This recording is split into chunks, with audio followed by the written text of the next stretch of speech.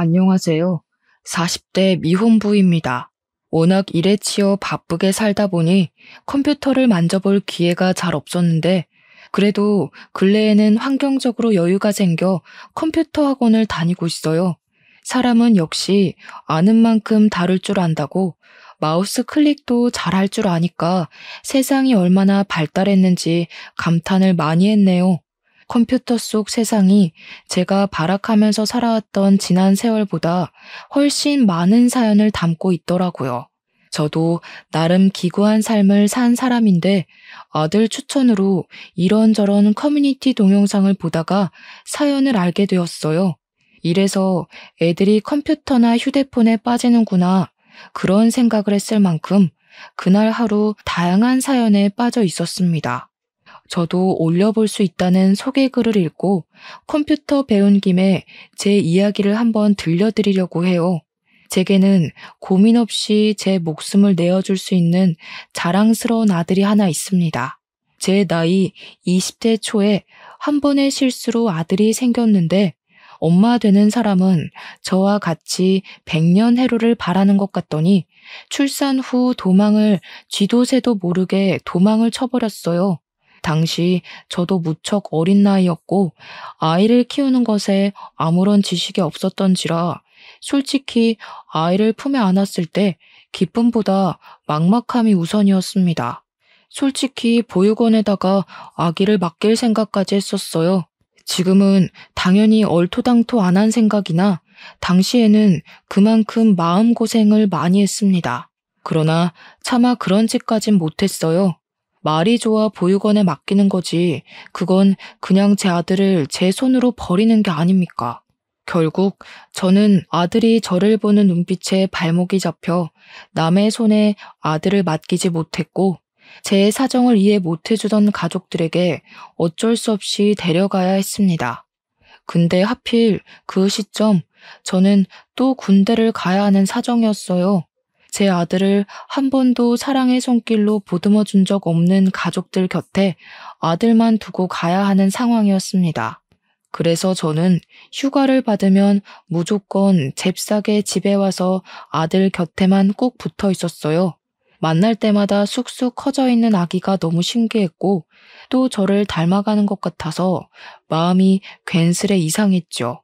그런데요, 제가 저녁이 점점 다가오고 휴가를 더 자주 낼 수 있게 되어서 알게 된 건데, 이상하게 아들 태도가 어딘가 모르게 눈칫밥을 먹고 사는 애처럼 늘 조용하더라고요. 특히 누구 하나 큰 소리만 치면 움찔움찔 놀라면서 금세 울음을 터뜨렸습니다. 그 모습이 마음에 걸려 저는 저녁을 앞두고 더더욱 복무에 제대로 집중하지 못했던 기억이 납니다. 저녁이 겨우 한 달 남았을 땐 저녁까지 무한한 세월이 걸리는 느낌이었어요. 그렇게 저녁을 하고 연락할 정신도 없이 바쁘게 본가를 찾아갔던 날, 저는 가출을 하게 됩니다. 저는 그래도 저 없는 동안 우리 아들을 봐준 부모님과 누나네 부부에게 감사한 마음을 갖고 양손 가득 소고기를 사들고 갔는데요. 엄마! 얘 또 오줌 쌌어. 야, 울지 마. 누굴 닮아서 이렇게 시끄러운지 모르겠네. 손대기 싫으니까 엄마가 갈아입혀. 걘 누굴 닮아서 그렇게 오줌을 질질 싼다니?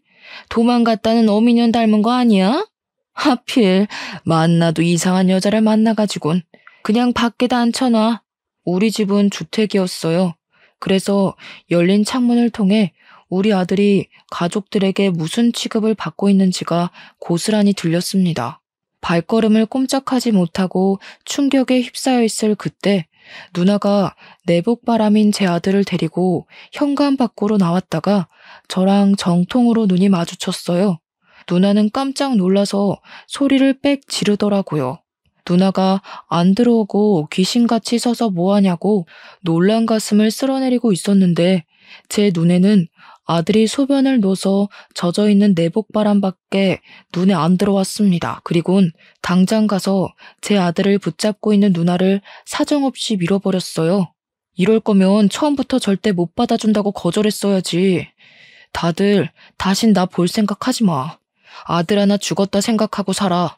나도 가족 다 죽었다 생각하고 다신 안 찾을 테니까. 그날로 제가 집을 나왔던 겁니다. 아들을 데리고 대책 없이 가출을 한 거죠. 제가 애 옷 좀 사입혀달라고 군대에서 모은 돈을 가족들한테 보내주기도 했는데 정작 아들에겐 내복 두세 벌 말고는 입을 옷도 없더라고요. 당시 제법 추운 날씨였음에도 저는 할 수 없이 제 옷으로 아들을 칭칭 감아선 집을 떠났습니다. 그리고 가족 주려고 사왔던 고기도 다시 들고 나왔어요. 그렇게 저는 기차역을 갔고 아들이랑 같이 지방 내려갈 방편을 알아봤어요. 그러면서 제겐 짐이었던 소고기를 기차역 주변에 구걸하고 있는 노숙인들에게 기부하고 기차에 올라탔었습니다. 그렇게 향한 곳이 인천에서 마산으로 가는 길이었어요. 그 뒤로 저는 아들과 함께 거의 마산에서 세월을 보냈습니다. 가족들에게서 도피는 했지만 문제는 돈이었어요. 일단 저는 당장 집이 필요했고 그러려면 당연히 돈이 제일 필요했죠. 그래서 일을 하기 위해 아들을 어린이집에 맡겨야 했는데 그것마저도 돈이잖아요. 기세등등하게 제 아들을 집에서 빼내왔지만 정작 제 손으로 할 수 있는 건 아무것도 없는 상황이었습니다. 너무 막막해서 마산역을 함부로 못 떠나고 있었는데 그 와중에도 고마웠던 건 아들이 울지를 않았다는 거예요. 대신 아들이 얼굴이 꽁꽁 얼어서 붉어져 있더라고요. 일단은 추운 밤을 해결할 곳이 먼저라 생각했습니다. 있는 돈 없는 돈을 다 털어 여관방을 하나 잡고 그렇게 아들을 재웠어요. 그리곤 잠잘 시간이라도 줄여 구직 활동을 하기 위해 여관방 주인에게 컴퓨터를 잠시 부탁했고 독수리 타법으로 이것저것 검색을 해봤습니다. 그러다 발견한 게 애 딸린 미혼부에게 지원해주는 한부모 지원센터였어요. 수입만 적정선을 넘지 않으면 충분히 일을 하면서도 경제적 지원과 아이 학습 지원을 받을 수 있더라고요. 그렇게 저는 아들을 지원센터에 맡기면서 그 시간에 죽어라 일을 했어요. 제 입으로 들어가는 건 거의 신경 쓰지 않고 아들만 열심히 키웠습니다. 주야장천 일용직만 뛰다 보니 어느 날엔 동료들에게 추천받아 수산물을 운송하는 일을 소개받게 되었는데요. 그게 한탕 뛰면 30만 원이더라고요. 물론 물고기를 옮기는 일이라 몸이 힘들 수 있겠지만 제겐 일당 30만 원이 너무 고마운 제안이었습니다. 저는 그걸 업체에 부탁을 해서 현금으로 받았고 차곡차곡 모아 끝내 작은 방 하나를 얻을 수 있게 되었어요. 아들은 그때쯤에 마침 어린이집을 갈 수 있는 연령이 되었어요. 당시 저는 투자해서 돈을 불릴 만한 여유가 되는 사람은 아니었기에 무식하게 돈을 안 쓰고 모으는 것밖에는 몰랐는데요. 그 때문에 제가 아들을 마주할 시간은 극히 적었지만 그래도 아들이 남들에게 뒤처지지 않게 학교도 보내줄 수 있었습니다. 당연히 학원도 보내주었고요. 그렇게만 일하면서 앞만 보고 살았더니 어느새 우리 아들이 중학생 나이가 되어 있더라고요. 문득 그 사실을 깨달았을 땐 제가 맨땅에 헤딩하듯 가출해서 고군분투하며 살았던 세월이 주마등처럼 지나가더군요. 여관방도 겨우 하룻밤밖에 못 지낼 돈밖에 없던 저는 어느덧 아들에게 투룸 오피스텔을 선물할 수 있는 아빠가 되어 있었어요. 제가 앞만 볼 수 있었던 건 다 아들 덕분이었습니다.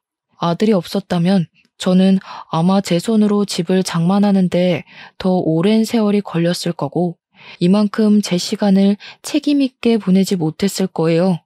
앞으로 우리 아들에게 더 큰 집을 선물해주고 싶었고 나중에 결혼하면 신혼집까지 해줄 수 있을 만큼 돈을 벌고 싶었습니다. 그런데 문제가 좀 있었어요. 경제적으로 안정되면 가족 또한 안정될 거라는 제 생각과 달리 가정의 평화와 부자 관계는 비례가 되지 않는다는 걸 알았어요. 제가 일 때문에 바빠서 쉬는 날 아니고는 아들이랑 아침 밤으로밖에 만날 시간이 없었는데요. 그래서 어린 아들은 제가 쉬는 날을 좋아했고 늘 저를 기다렸습니다. 그걸 알아서 저는 그날만 되면 꼭 아들이랑 외식하거나 아들이 좋아하는 걸로 배달을 시켜 먹곤 했어요. 그런데요, 이렇게 저와 함께 시간 보내는 걸 좋아하던 아들이 어느 순간부터 약속이 있다고 자주 나가더라고요. 원래 사춘기가 되면 부모란 존재가 자식들의 우선순위에서 밀려난다고 하잖아요. 그래서 그땐 우리 아들도 사춘기가 와서 아빠보다 친구가 더 좋아진 건가 싶었어요. 아쉽긴 했지만 제가 아들이랑 같이 못 있어주는데 친구라도 잘 사귀면 안 심심하니까 아들이 외출한다고 하면 족족 다 허락해 주었습니다. 그리고 아들 생일날 그때만큼은 아들이 저랑 시간을 보내지 않을까 싶어서 일부러 일을 일찍 빼고 귀가를 했습니다. 그런데 아들이 집에 없더라고요. 전화를 해봤더니 아들이 또 외출을 한 거 아니겠습니까? 나 지금 친구랑 있어. 저녁 먹고 들어갈 것 같은데? 그러니? 아빠가 용돈 준비했는데 들고 가지. 혹시 놀다가 돈 모자라면 얘기해. 아빠가 이체해 줄게. 아들은 저와 같이 생일을 보내지 않는 것에 대해 아무렇지 않은 듯 했습니다. 그저 친구랑 놀 거니까 집에 들어갈 때 연락하겠다는 말만 하고 서둘러 끊으려고 했어요. 뭐랄까, 저는 아들만 보고 사는데 아들은 갈수록 제게서 멀어지는 느낌이 계속 들기 시작하더라고요. 그래도 그땐 사춘기라 그런 거다 생각하면서 제 속을 달래었습니다. 친구 하나 없는 저처럼 아들마저 저 같은 삶을 살게 할 순 없었으니까요. 그날 아들에게 줄 거라고 생일 선물로 손목시계도 사왔는데 저는 이거라도 아들 방에 갖다 놓기 위해 들어갔었어요. 아들이 초등학생일 때 이후로 아들 방문을 오래간만에 열어본 날이기도 했네요. 그리고 그때 제가 몰랐던 아들의 취미까지 알게 되었는데요. 아들 책상에 뜬금없이 웬 설계도가 있더라고요. 대충 설계도만 봤을 때는 계집인가 생각했습니다. 그런데 계집이라고 하기엔 세세하게 적혀있는 사이즈들이 너무 컸어요. 다 만들어 놓으면 사람도 들어갈 수 있을 만한 크기일 것 같았습니다.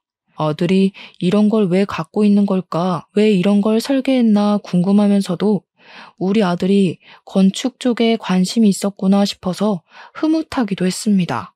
애들이 벌써 꿈을 정하는 건 쉬운 일이 아니라고 했는데 우리 아들이 시키지 않아도 스스로 자기 꿈을 찾고 잘 걸어나가고 있었다는 사실은 제 삶의 동기에 의지를 더해주는 사실이기도 했어요. 저는 그 설계도를 보면서 아들의 꿈에 넉넉히 지원해줄 수 있는 아빠가 되고 싶었습니다. 아들의 꿈을 이뤄주는 것이 제 꿈이 되기도 한 날이었네요. 어쨌든 그렇게 생일날 자정이 넘어가던 시간, 아들이 친구를 만나는 건 존중하지만 그래도 미성년자이기 때문에 자정을 넘는 건 좀 아니라고 봤습니다. 너무 집에 안 오길래 결국 한 번 더 전화를 걸어보려 했는데요. 때마침 아들한테서 전화가 오더라고요. 아빠, 혹시 집에 친구 데려가도 돼? 사실 친구랑 같이 밥 못 먹었어. 친구랑 같이 뭐 좀 만드느라 시간 가는 줄 몰랐거든.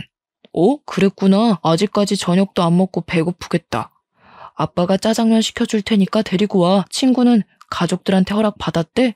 가족이 없대. 아들이 짧게 대답하는 그 소리에 순간 많이 당황했어요. 그리고 곧 가족이 없다는 말이 남일 같지 않더라고요. 저는 흔쾌히 아들의 부탁을 허락했고 그 시간까지 아직 밥도 제대로 못 먹었다는 말에 늦게 하는 중국집까지 찾아서 배달을 시켜놓았습니다. 한 30분 지났을까요? 아들이 귀가를 했는데요. 그날 제가 얼마나 놀랐는지 모릅니다. 아들이 데려온 친구를 보고 기함을 할 수밖에 없었어요. 아들 친구는 아들 또래의 중학생이 아니라 웬 나이 많은 노숙인이었거든요. 제가 당황해서 마중 인사를 하다 말고 굳어버리자 아들이 제 눈치를 봤습니다. 아빠, 내 친구야. 할아버지 나쁜 사람 아니니까 걱정 마. 할아버지도 인사해. 우리 아빠예요. 아들 말에 노숙인은 쓰고 있던 모자를 벗으며 제게 고개를 숙였습니다. 너무 놀라서 몰랐는데 보니까 노숙인이 들고 있는 모자가 제가 아들에게 선물로 줬었던 모자더라고요. 뿐만 아니라 노숙인은 착용하고 있는 목도리와 귀마개의 장갑까지 전부 제 아들 것으로 보이는 걸 착용하고 있었습니다. 그걸 보면서 무어라 정의 내릴 수 없을 만큼 기분이 굉장히 혼란스러웠지만 제 허락이 안 떨어지자 머뭇거리는 둘을 보고선 일단 들어오라고 했습니다. 그리고 이미 차려놓은 중국 음식을 대접했어요. 그 전에 아들이 노숙인을 데리고 손 씻고 먹어야 된다면서 나란히 서서 손을 씻는 거 아니겠어요? 솔직히 나이 참한 할아버지와 손자였지 둘이 대화하는 건 아들 말대로 친구 사이 같아 보였습니다. 노숙인은 배가 많이 고팠는지 짜장면을 허겁지겁 비우고 밥까지 비벼 먹었어요. 그러니 옆에서 아들이 천천히 좀 먹으라고 몇 번 말했냐면서 노숙인을 꾸짖었고 그러면서 자기 몫의 짜장면을 건네기도 했습니다. 그때까지만 해도 저만 그 상황이 정리가 안 돼서 그들로부터 멀찍이 떨어져 있었어요. 대체 어쩌다가 아들에게 노숙인이 둘러붙은 거지 싶더라고요. 문득 아들이 통화로 친구랑 뭘 만들다가 저녁 먹을 시간을 넘겼다는 말이 떠올랐는데 그렇다면 저 노숙인이랑 무슨 위험한 일이라도 했던 건가 싶어서 의심까지 들었습니다. 그런 신분 불분명한 사람을 이 집에 재우기까지 하는 상황이 되었어요. 아들 부탁으로 노숙인을 하룻밤 신세지도록 허락을 해줬는데 차마 아들 방에서 같이 자게 할 수 없어서 이불이랑 베개를 따로 거실에 내어주고 보일러를 틀어놓았습니다. 부자가 쌍으로 좋은 사람들이구먼. 너무 고마워요. 아들을 얼마나 잘 키워놨으면 애가 저렇게 바람직합니까? 요즘 세상에 부모 버리고 가는 자식들도 많은데 아빠가 이리 마음 좋은 사람이니 아들도 그리 클 수밖에 없었나 보네요. 노숙인은 제게 너무 고맙다며 연신 인사를 했지만 저는 대충 예의에 받아주고 아들 방에 황급히 들어갔어요. 그리곤 다급한 마음에 그만 아들을 다그치고 말았죠. 저 사람 친구 맞아? 언제부터 친구였는데 도대체 어디서 왜 저런 사람이랑 어울리게 된 거야? 저런 사람이라니 내 친구라니까.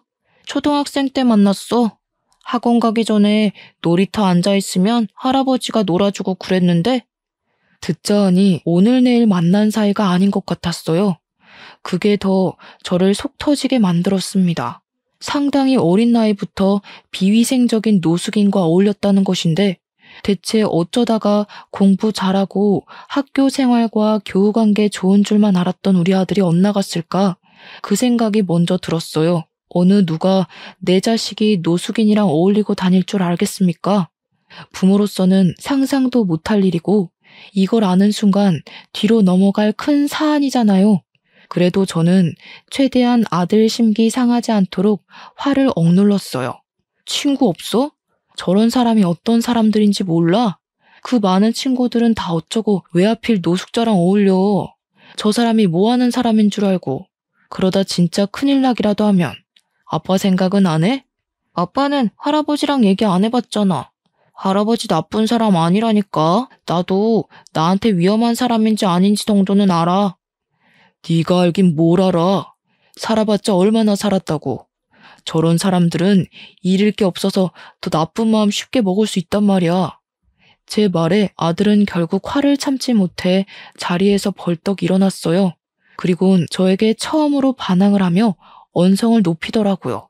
아빠는 매일 일한다고 얼굴도 안 비추잖아. 솔직히 할아버지보다 아빠 얼굴 보는 게 더 힘들거든? 아빠가 돈 번다고 그러는 거 알겠는데 그래서 나도 아빠한테 불만 숨기고 아무 말 안 하잖아. 그럼 아빠도 내가 누굴 사귀든 신경 꺼야지. 할아버지는 유일하게 나한테 관심 가져주는 사람이라고.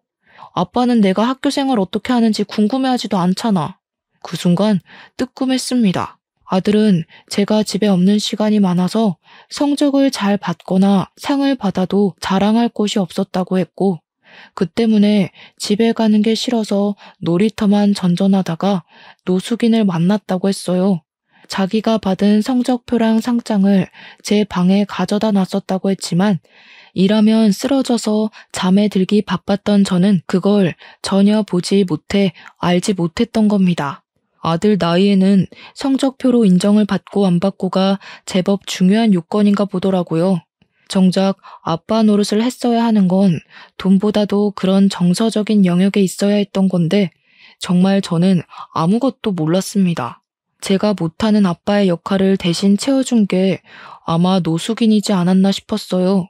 노숙인만이 아들을 인정해주면서 천재라고 잘 컸다고 칭찬을 해줬는데 아들은 그게 너무 고맙고 좋아서 이것저것 자랑을 더했고 그러다 보니까 주기적으로 만나게 되었다고 했어요. 그 말을 듣는데 아들을 나무라다가도 제 스스로 돈만 생각하느라 아들 마음을 신경 못 썼다는 것에 죄책감이 밀려왔습니다. 하지만 그건 그거고 그렇다고 아들이 정체불명의 노숙인을 어울리게 두는 건 솔직히 부모로서 용납이 안 되었어요. 무슨 이유인 간에 노숙자는 안 돼. 안 그래도 아빠가 항상 살펴봐주지도 못하는데 네가 계속 노숙자랑 어울리면 걱정이 되겠어 안 되겠어? 아빠가 하루 종일 걱정하고 일도 손에 안 잡히고 그러면 좋겠어? 내일부턴 만나지 마. 알겠니? 싫어. 아빠가 언제부터 나 신경 썼다고. 그냥 평소처럼 내가 뭘 하든 어디서 어떻게 지내든 관심 갖지 마. 아빠가 나 먹여주고 키워준다고 해서 내 인생까지 통제할 권리는 없어. 아들은 노숙인에 대해서 진심이 있기라도 한 듯 제게 대들었습니다. 이게 진심인 건지 아니면 제가 자신이 가진 것에 대해 무작정 부정적으로 봐서 느끼는 반감인 건지는 모르겠어요. 이러나 저러나 저는 난생 처음 아들이랑 다퉈봤고 그 다툼은 그저 노숙인으로 인한 일시적인 순간이라고 생각했습니다. 그런데 저는 그날로 아들과 남보다 못한 사이가 되어버렸어요. 우리 다투는 소리가 밖으로 새어갔는지 현관문 소리가 나길래 저랑 아들이 목소리를 일체 멈췄었거든요. 저희 둘의 극단적인 상황에만 신경 썼다 보니까 밖에 노숙인이 들었을 수도 있겠다는 생각을 미처 못한 거예요. 설마 싶어서 나가봤더니 역시나 그 노숙인은 이미 집을 떠나고 없었습니다. 심지어 아들이 줬던 모자랑 목도리, 장갑 이런 거 다 가지런히 놓고 나갔어요. 이게 바로 저 아들이 남과 같은 사이가 되어버린 이유입니다. 아들은 그때부터 저를 극도로 미워했고 멀리하기 시작했어요. 아마 사춘기가 더 심해져서 저를 투명인간 취급했을 겁니다. 제가 항상 아들이랑 같이 겸상을 못하기 때문에 아들이 집에 오면 간단한 요기를 할 수 있도록 이것저것 사놓는 편이었거든요. 아들이랑 싸워도 저는 아빠니까 제 자식 입에 들어가는 것들이 중요하잖아요. 그래서 변함없이 행동을 했을 뿐인데 아들은 제가 사놓은 걸 손대지도 않거나 새 것 그대로 쓰레기통에 버리기만 했습니다. 집에서 밥도 안 먹는 건지 제가 해놓은 밥은 말라만 갔어요. 뿐만 하겠습니까? 제가 용돈하라고 돈을 이체시키면 다시 제게 돈을 도로 돌려주기도 했어요. 학교에서 급식을 먹는다고 하지만 그래봤자 한 끼잖아요. 용돈도 반납하고 집에 사놓은 음식도 손을 안 대는 거면 밥을 한 끼만 먹는다는 건데 한참 성장할 나이에 영양적으로 부족할 것 같더라고요. 주말에는 아주 아침에 나갔다가 아주 밤늦게 들어오거나 방에서 밥도 안 먹고 공부만 했어요. 그럴수록 아들 건강이 걱정되더라고요. 제가 화해를 시도해도 아예 말을 할 기회조차 주지 않으니 저는 아들이 스스로를 해치는 걸 보면서도 아무것도 할 수가 없었습니다. 그나마 아들이 학교는 간다는 걸로 위안을 삼을 수밖에 없었죠. 군대를 전역하고 저는 정말 아들 하나만 보고 살았습니다. 아들 잘 될 일만 생각하며 버텨왔는데 정작 실상은 그저 제가 아들 핑계를 대고 제 인생을 자기 위로하고 있지 않았나 싶더라고요. 문득 깨달았어요. 내 아들이란 이유만으로 내 마음대로만 주무르고 있었구나 라고 말이죠. 하지만 제가 깨달았을 땐 이미 부자관계가 너무 멀리 벌어졌을 때였어요. 그러길 벌써 1년이 지나 아들은 중학교를 졸업할 나이가 되었습니다. 그때쯤엔 이미 사이좋던 저와 아들의 관계는 눈 씻고 찾아볼 수 없는 분위기였고 이미 나빠질 대로 나빠져서 고착되었어요. 그렇다고 부모가 돼서 자식 졸업식까지 모른 채 할 수가 있겠습니까? 그래서 제가 용기를 내어 아들에게 내일 졸업식 맞냐고 물었거든요. 그러니까 아들이 1년 만에 제게 목소리를 들려주었는데요. 졸업식 오지 말라는 딱 그 한마디만 하고 방에 들어가 버리더라고요. 그래서 고민을 많이 했습니다. 그날 밤은 참 생각이 많아졌어요. 잠도 안 와서 오랜만에 담배를 피울까 하고 슈퍼를 가려고 했습니다. 대충 외투만 걸친 뒤 슬리퍼를 신고 나왔는데 누가 저희 집 문고리에다가 웬 종이 가방을 걸어놨더라고요. 뭔가 싶어서 주위를 둘러보다가 안을 봤더니 새 휴대폰이었어요. 그리고 그 안에는 정갈한 글씨체로 적힌 쪽지가 들어있었습니다. 그 쪽지를 보고 저는 급히 1층으로 내려갔어요. 그리곤 주위 사람들을 둘러보면서 한 인형을 찾기 위해 바삐 뛰어다녔죠. 아무리 돌아다녀도 휴대폰을 주고 간 사람을 찾을 수가 없었어요. 쪽지를 다시 봤습니다. 쪽지에는 제 아들 이름이 적혀 있으면서 아들이 갖고 싶어 했던 휴대폰이라고 아들이랑 꼭 화해하라는 내용이 적혀 있었어요. 그리곤 마지막에 작은 글씨로 이 아들만도 못한 애비야 라고 적혀 있었는데 이 사람이 누군지 알 것만 같더라고요. 분명 그때 그 노숙인일 거라고 확신했습니다. 저와 아들 사이를 같이 알고 있는 사람은 그 할아버지밖에 없었으니까요. 결국 노숙인 찾기는커녕 담배 피울 생각도 못하고 다시 집에 들어왔어요. 휴대폰이라면 진짜 비싼 제품이 아닙니까? 돈도 없는 양반이 이런 걸 어떻게 샀는지 궁금하더라고요. 그리고 한편으로는 제 자신이 또 한 번 부끄러웠습니다. 노숙인은 제가 아들에게 홀대받고 있다는 걸 아는 것 같았고 그렇다는 말은 아들과 여전히 만나고 있다는 것도 증명이 되는 말이었어요. 일부러 그걸 저한테 알려주려고 제게 메모도 남긴 것 같았습니다. 그날 밤은 거의 뜬 눈으로 지샜어요. 그리곤 아들 졸업식이라고 일까지 빼고서 학교를 찾아갔습니다. 노숙인 말대로 아들에게 정식으로 다시 사과하고 싶었거든요. 학교 주위로 가니 주변에서는 꽃을 판다고 난리였어요. 아들이 안 만나줄 수도 있으니 꽃은 생략할까 싶다가도 아들이 좋아하는 보라색의 꽃이 보이더라고요. 그래서 충동적으로 구매를 해버렸어요. 근데 마침 그 옆에서 조금 깨재재 보이는 한 아가씨 있었는데요. 꽃 살 돈이 부족한 건지 1,000원짜리 2장을 꼼지락거리며 한 송이만 싸게 해주면 안 되냐고 꽃 주인에게 부탁을 하고 있었어요. 그러나 꽃 주인은 자기도 먹고 살기 힘들다고 그 여자한테 미안하다는 말만 주야장천했습니다. 그 여자는 꽃 주인을 설득하지 못해 결국 꽃 없이 졸업식을 가려는 것 같더라고요. 잠자코 지켜만 보았던 저는 마치 재작년 아들에게 했던 실수가 떠올랐어요. 문득 노숙인 또한 이렇게 보냈던 것이 마음에 걸리는 거 있죠.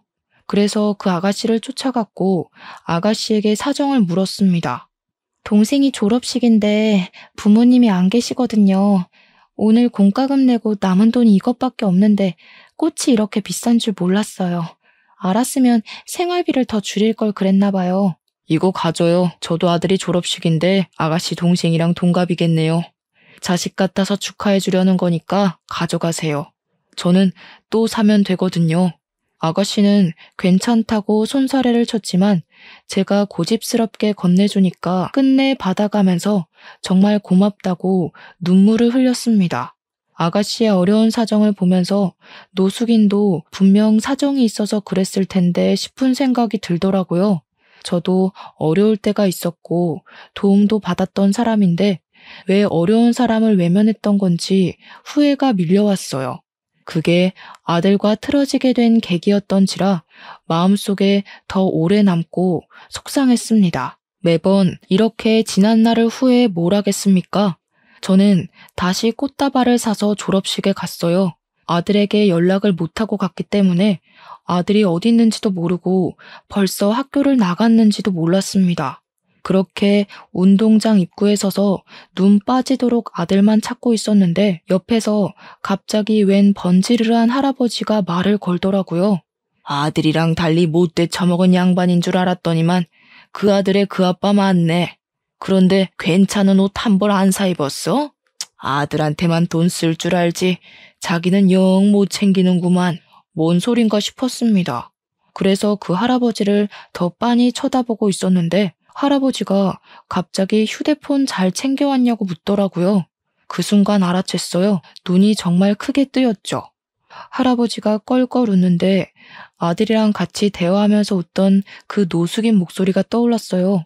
그때 제가 무어라 말을 붙이기 전에 멀리서 아들 목소리가 들렸습니다. 할아버지 하며 달려오던 아들은 제가 아닌 옆에 있는 노숙인에게 폭삭 안겼어요. 그리곤 저를 보며 눈빛을 차갑게 만들었죠. 졸업식 오지 말랬는데 왜 왔어? 이분 그때 아빠가 위험하다고 친구하지 말라던 할아버지야. 아빠 판단이 틀렸고 내가 맞았으니까 더는 간섭할 생각하지 마. 네 아빠가 너랑 화해하고 싶다고 너 좋아하는 휴대폰도 사왔던데? 한정으로 나온 그 명품 콜라보인가? 그거 갖고 싶어 했잖아. 아빠 멀리하면 휴대폰도 멀어질 텐데 괜찮겠냐? 제가 아무 말도 못하는 사이 노숙인이 끼어들어 우리 사이를 화해시키려고 주도했습니다. 근데 노숙인의 말이 효과가 있었던 건지 아들이 제가 들고 있는 종이 가방을 힐끔거리더라고요. 이미 그 순간 그동안 봐왔던 아들의 차가운 인색이 사라지고 제게 마음이 풀릴랑 말랑하는 얼굴빛을 띄었어요. 그래서 제가 바로 용기를 냈던 것 같습니다. 미안해 아들, 아빠가 틀린 게 맞아. 우리 아들이 이만큼 잘한 줄도 모르고 아빠는 아직도 우리 아들이 애기 같아서 그랬어. 아들 친구 관계에 간섭할 생각 없었어. 오해하게 만들어서 미안해. 앞으로 우리 아들이 뭘 하든 존중해 줄 거야. 약속할게. 그리고 저는 노숙인에게도 죄송했다고 고개를 숙였습니다. 노숙인에게 무슨 사정이 있는진 묻지 못했지만 그날의 실수는 제 탓이 맞기 때문에 사과를 우선으로 해야 된다고 생각했어요. 연신 용서를 구했는데 노숙인은 그저 웃기만 하더니 오히려 제게 더 고맙다고 말씀하시더라고요. 눈 감기 직전까지 가족의 품은 못 느끼고 죽을 줄 알았는데 손자 같은 친구를 만들어줘서 고맙다고 하는 거 있죠. 그리곤 자세한 얘기는 식사하면서 나누자더니 저희를 데리고 자그마한 고급 중식 레스토랑을 들어섰습니다. 예약을 해놨다고 했고 저희는 바로 방을 안내받았어요. 근데 좀 당황스러웠던 것은 그곳에 들어가니까 직원들이 노숙인을 향해 고개를 숙이는 거 아니겠어요? 손님한테 인사하는 것 치곤 주방에 있는 사람까지 나와서 인사하길래 그게 좀 당혹스러웠어요. 대체 노숙인의 정체는 뭘까? 그 생각만 하면서 안내해주는 자리에 앉았고 음식은 곧바로 세팅이 되었습니다. 셋이서 먹기엔 정말 푸짐했는데 그것에 아들이 오래간만에 신난 얼굴을 보이더라고요.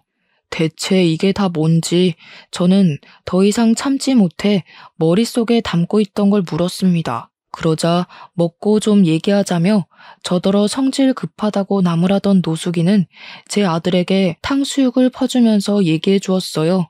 내가 자식들한테 버려진 사람이야. 그렇다고 지금은 불쌍하게 보진 말고 내가 한때 작은 사기업 대표를 하던 사람이었는데 부동산 투자에 건물까지 해서 돈 좀 꽤나 있었다고. 돈 많으면 좋잖아? 나도 그런 줄 알았지. 근데 돌아보니까 자식들이 내 돈 가지고 싸우고 있는 거라. 그것 때문에 속이 상했던 노숙인은 60살 나이에 치매인 척 연기를 했다고 했어요. 그랬더니 황당하게도 자식들이 노숙인 도장을 훔쳐내서 손을 썼다더라고요. 돈만 쏙 챙겨서 해외여행 같이 가는 척 공항까지 동행했다가 노숙인만 공항에 버린 후 자기들끼리 이민을 가버렸다네요. 노숙인은 자식들이 자기를 버린다는 걸 알고 있었지만 그 충격과 슬픔에 아무것도 하고 싶지 않았다고 했어요. 더 이상 살고 싶지도 않아서 그냥 이대로 죽을 생각도 했었다는데 가장 힘이 들 때 우리 아들을 만났다고 했습니다. 우리 아들이 놀이터에 혼자 앉아서 다른 애들 노는 것만 구경하고 있었대요. 그래서 놀라지 않게 슬쩍 다가갔는데 아들 손에 교과 상장이 쥐어져 있는 걸 알고 부모님한테 자랑하라고 칭찬해 주었다고 했어요. 그러면서 아들이랑 대화를 하다 보니 아들이 부모로부터 결핍이 있다는 걸 느꼈다고 했죠. 그날 뒤로 말 안 해도 같은 자리 같은 시간에 계속 둘이 마주쳤는데 어느 순간 말동무가 되었고 우리 아들이 자기한테 보여주는 배려 덕분에 노숙인이 다시 일어설 용기를 얻기까지 했다고 했습니다. 듣자 하니 아들은 노숙인에게 비랑 추위를 피할 수 있는 집을 만들어줬고 제게 받는 용돈을 모아서 노숙인한테 고스란히 나눠주기도 했답니다. 그러면서 힘내라고 말해주는 우리 아들 말에 노숙인은 이대로 살아선 안 되겠다고 마음을 먹었고 자신이 받은 만큼 우리 아들에게 선물을 주고 싶다고 했었어요. 내가 이 중식 사업을 1년 만에 일으켰어. 처음에 반년 정도는 빈약해 했지. 그때마다 네 아들이 네 돈을 나한테 얼마나 갖다 바쳤다고? 내가 그 돈 아니었으면 이 사업도 연구 못했어. 돈이 있어야 연구를 하지. 그 말을 듣자 우리 아들이 남에게 용돈을 주고 있었다는 것도 놀라웠지만 문득 생각이 났던 게 아들 책상에 있던 설계도였습니다. 그게 노숙인을 위한 작은 쉼터였다는 것이 더 놀라웠어요. 근데 여기서 더 놀라운 건 노숙인의 바람이었는데요. 우리 아들이 건축에 재능이 있는 것 같다고 아들이 자신의 사업에 보탬이 되어준 것처럼 노숙인도 우리 아들 미래에 지원을 해주고 싶다고 하더라고요. 아직은 레스토랑 치곤 좀 작지? 근데 내가 사업 수완이 좋은 사람이라서 1년 뒤에는 훨씬 더 커져 있을 거다. 내가 살아있는 한 잘 되기만 할 거야. 근데 내가 또 언제 갑자기 죽을지 모르잖아. 그래서 이 가게를 네 아들 명의로 해놨거든. 섭섭한 건 아니지? 네 돈이 아들 돈이고 아들께 네 거고 다 그런 거 아니겠어? 처음엔 농담인 줄 알았습니다. 그런데 노숙인이 건축물 대장을 보여주더라고요. 그제야 모든 게 실감이 나서 바로 거절을 했어요. 마음은 너무 감사하지만 우리 아들은 이런 보답을 바라고 그랬던 게 아닐 거예요. 단순히 친절을 베풀었다고 해서 이렇게 큰 걸 받는 건 말도 안 됩니다. 가족 간에 안 좋은 일이 있으셨다고 해도 이런 건 가족 문제지 저희가 개입하면 안 될 것 같아요. 이미 내 재산 꿀꺽한 놈들인데 뭐 더 줄 게 있다고. 애비 버려놓고 또 내 돈 탐내면 나 2번은 안 봐줘. 바로 깜빡 넣을 거야. 나 죽었다고 생각하는 자식, 나도 죽었다고 생각하면 그만이야. 나한테 네 아들이 이미 새로 생긴 친구이자 손자라니까 그러네. 노숙인의 확고한 고집에 할 말을 잃고 있었는데 옆에서 아들도 자기 좋아해주는 할아버지랑 가족하고 싶다고 하더라고요. 그 말을 듣는데 순간 움찔했어요. 제가 아들 데리고 살면서 중간중간 본가에서 전화 온 적이 몇 번 있었는데 그때마다 아빠랑 엄마가 그깟 애미 없는 자식 때문에 천륜을 끊을 생각이냐고 막말을 했거든요. 거기다 대고 저도 천륜 이미 끊긴 거라고 뭘 기대하냐고 욕을 하며 단절했었습니다. 저는 나름 아들 안 들리는 곳에서 통화를 했다고 생각했는데 아무래도 아들이 여태 듣고도 못 들은 척 그랬나 봅니다.